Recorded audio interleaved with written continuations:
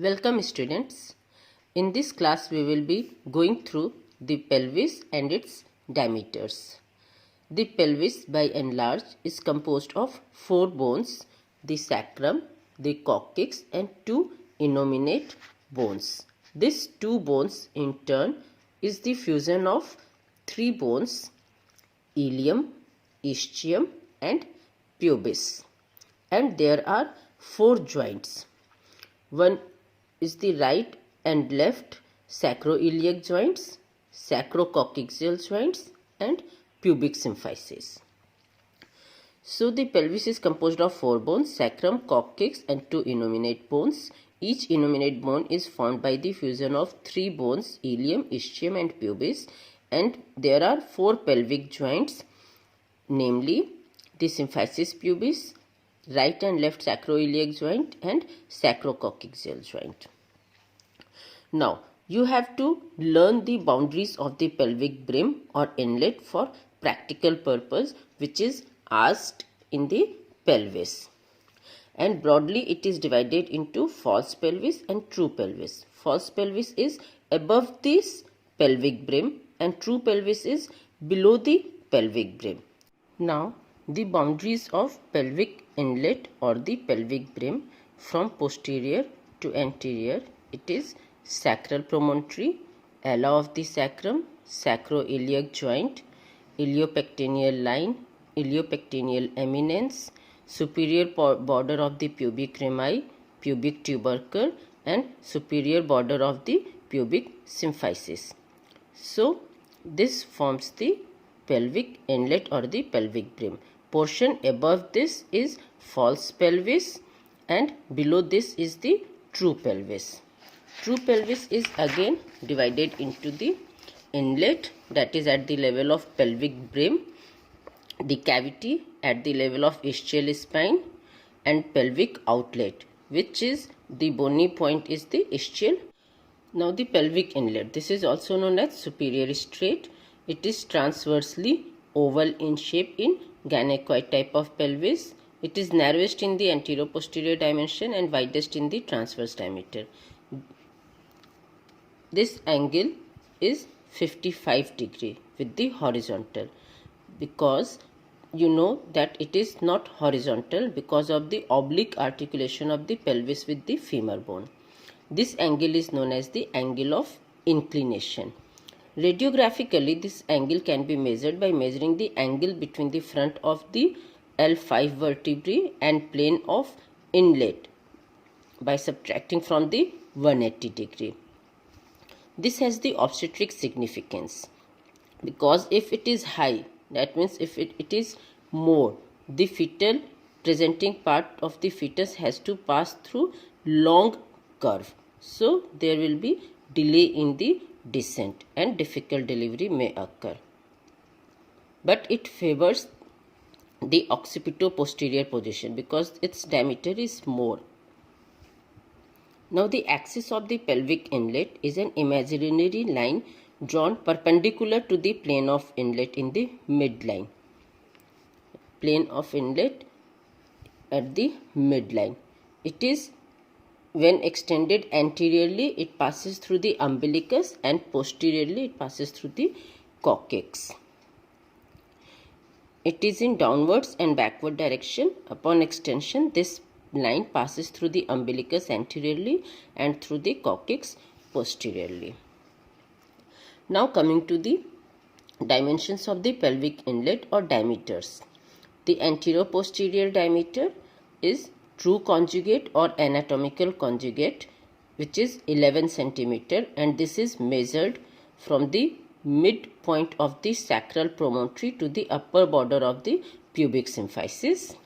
Obstetric conjugate is 10 to 10.5 cm and it is measured from the midpoint of the sacral promontory with the midpoint of the pubic symphysis, whereas the diagonal conjugate, that is 12 cm, is measured from the midpoint of the sacral promontory to the lower border of the pubic symphysis. And this diagonal conjugate is the only diameter which can be measured through vaginal examination.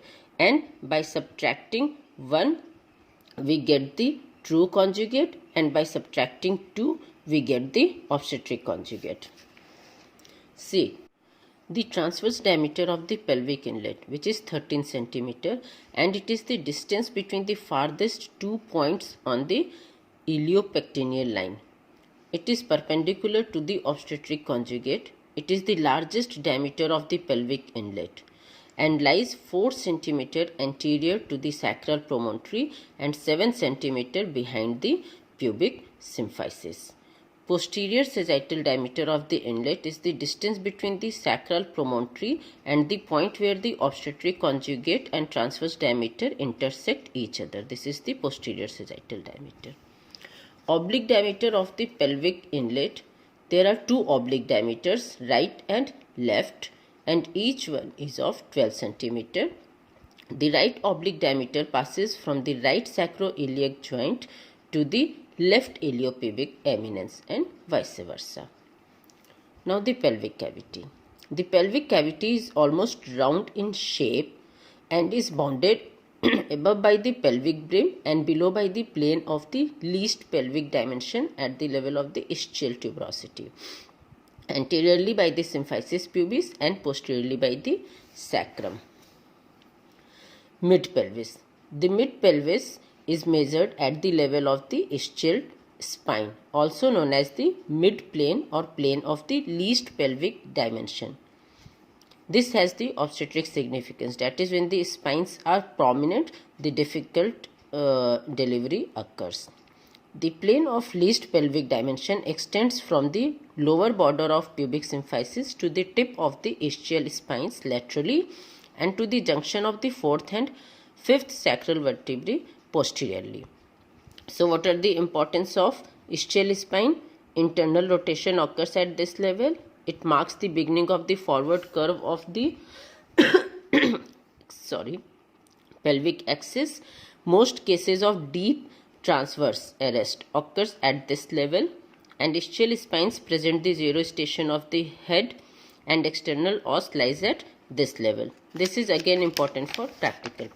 Besides all the previous significance, at the level of ischial spine there occurs origin of the levator ani muscle and is the landmark for the pudendal block, because through pervaginal examination you can feel the ischial spine prominence.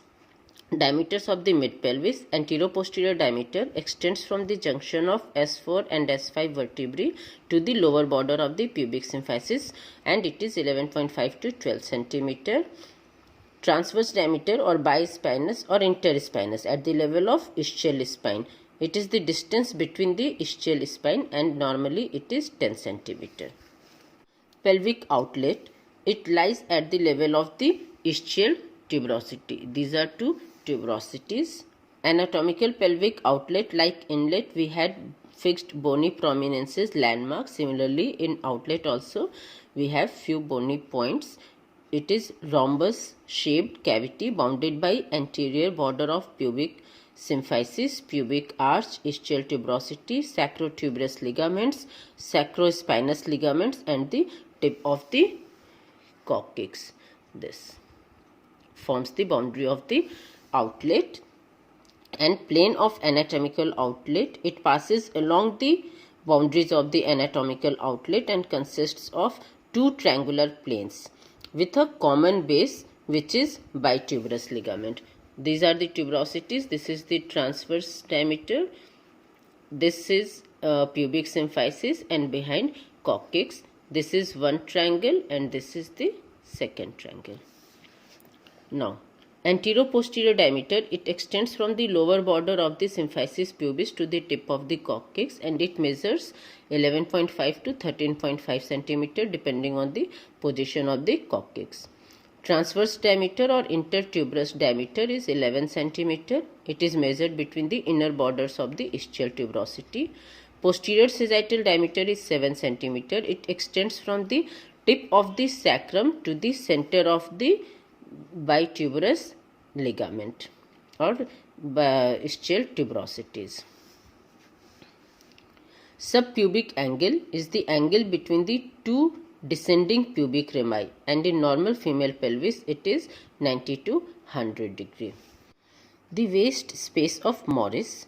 This is the space below the pubic arch, which is usually not utilized. That is, when the well flexed fetal head, which is approximate diameter of 9.4 centimeter, passes through the vagina at the outlet, this space is wasted 1 centimeter. This is known as waist space of Morris. As you all know, during pregnancy, because of the hormone relaxin and progesterone, there is increased relaxation. So, when you give the lithotomy position, the anterior-posterior diameter of the outlet is increased by 1.5 centimeter, which helps in delivering the baby. Thank you, students. This is the end of this pelvis and its diameter. If you have any doubt or any suggestion, you can write in comment box and I will reply to it. Thank you.